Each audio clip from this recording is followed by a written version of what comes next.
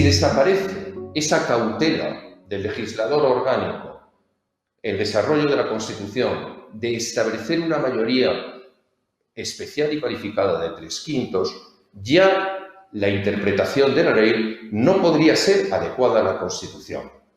Es una sentencia importantísima, por lo tanto. Aunque en la proposición de ley se ha tratado de decir que primero se intenta buscar una mayoría de 3/5, que es la que estaba en la ley, aunque se ha tratado de buscar esa mayoría, cuando no se consigue, en una segunda votación, 48 horas después, basta la mayoría absoluta.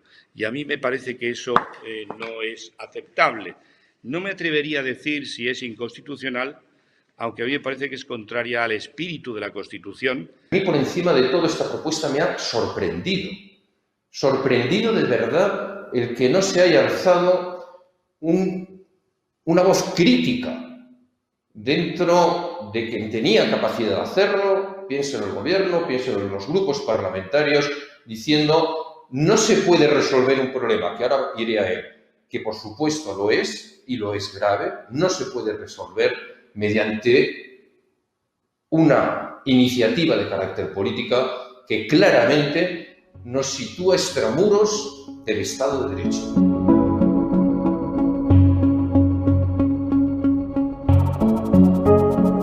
Tenía que haberse robado y también se han demorado 2 años más.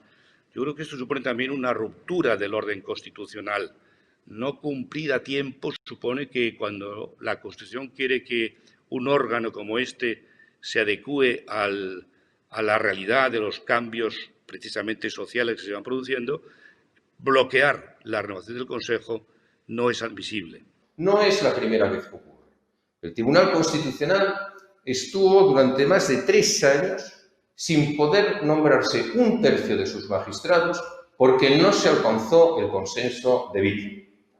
Y tengo que decir que si se hace crítica ahora al partido que no quiere o que no considera oportuno entrar en ese consenso, debería hacerse también la misma crítica a quien hizo exactamente lo mismo con el Tribunal Constitucional. Claro, la situación que nos encontramos es lamentable.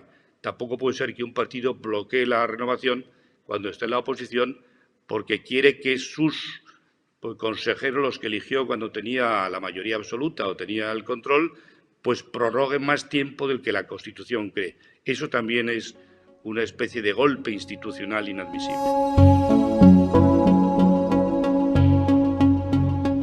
Menos todavía si se piensa que no se hace porque mientras esté un partido político legítimo que ha concluido las elecciones en el Gobierno no se puede tolerar esa renovación. Yo creo que eso es completamente inadmisible, contrario a la idea democrática.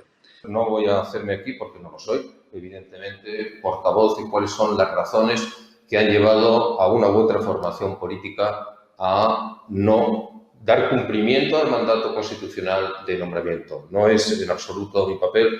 Hace ya varios años que dejé la política y, como tú bien sabes, no pienso volver a ella nunca más. Me parece que Casado ha dicho, si no me equivoco, que nunca, en fin, llegará a un acuerdo mientras esté el partido de Podemos, ¿no?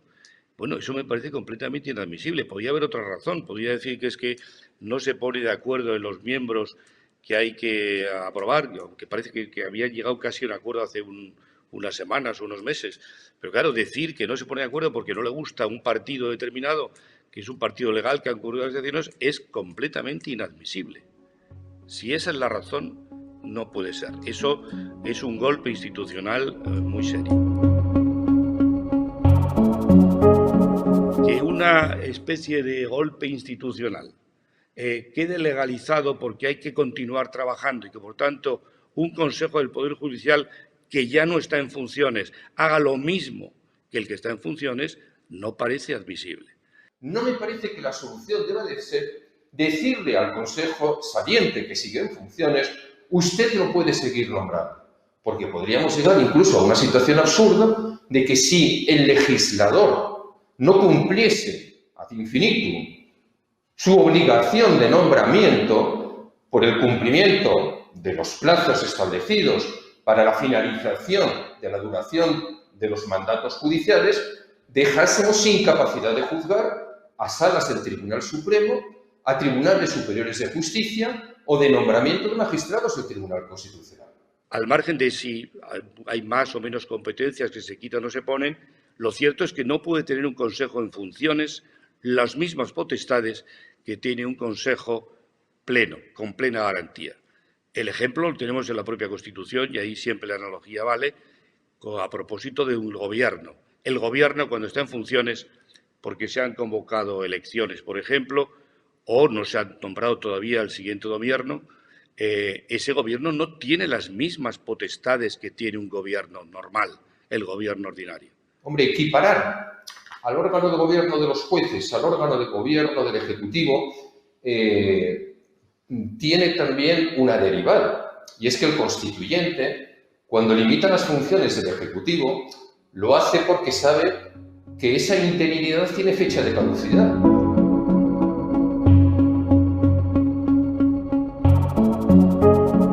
¿Qué dice el artículo 56 de la Constitución? Pues literalmente dice, además de otras funciones que atribuye a la jefatura del Estado, que el rey arbitra y modera el funcionamiento regular de las instituciones. Arbitra y modera el funcionamiento regular de las instituciones. Cuando dos instituciones constitucionales, como es el Parlamento que no está cumpliendo con su obligación de elegir, y como es el Consejo General del Poder Judicial, entran en esa situación de conflicto, un desarrollo legislativo de estas facultades que se atribuyen de arbitraje a la jefatura del Estado hubiese permitido resolver el indudable problema que existe en estos momentos de que no se esté procediendo a la renovación. En cuanto al poder moderador del rey, yo coincido en que esa es una función que puede hacerla, la tiene que hacer con la suficiente discreción, probablemente sin alaracas. Yo no sé lo que haría en este momento, qué interpretación política. No se trata de politizar la figura del rey, sino que esa función moderadora la tiene que hacer con la discreción que debe hacer el monarca. Un monarca en un sistema, una monarquía parlamentaria debe hacer esa función. Pero no empecemos a utilizar, creo, ya sé que yo coincido que esa es una función que puede hacerla, pero es válida, es valiosa en la medida en que lo haga con la discreción debida para que no parezca que está poniéndose a favor de unos o de otros.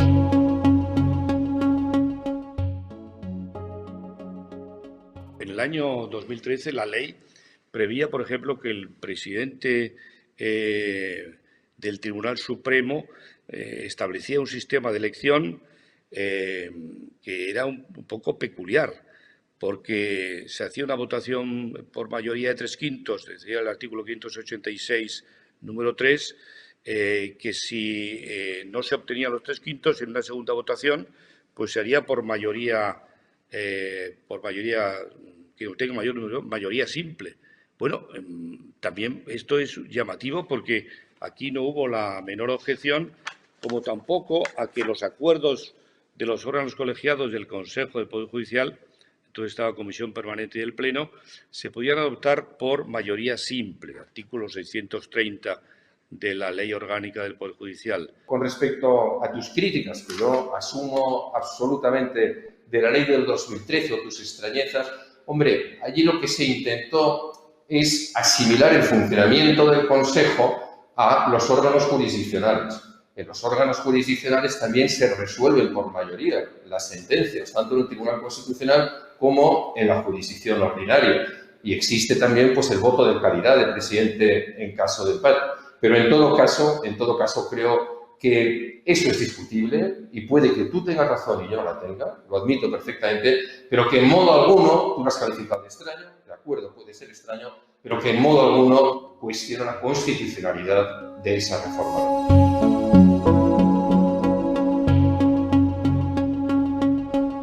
Si la renovación fuera por tercios o por... Tal vez podía temperarse esta situación, no sería tan dramática, porque se mantendría un poco, en fin, el espíritu de que se va renovando, ¿no? Y no.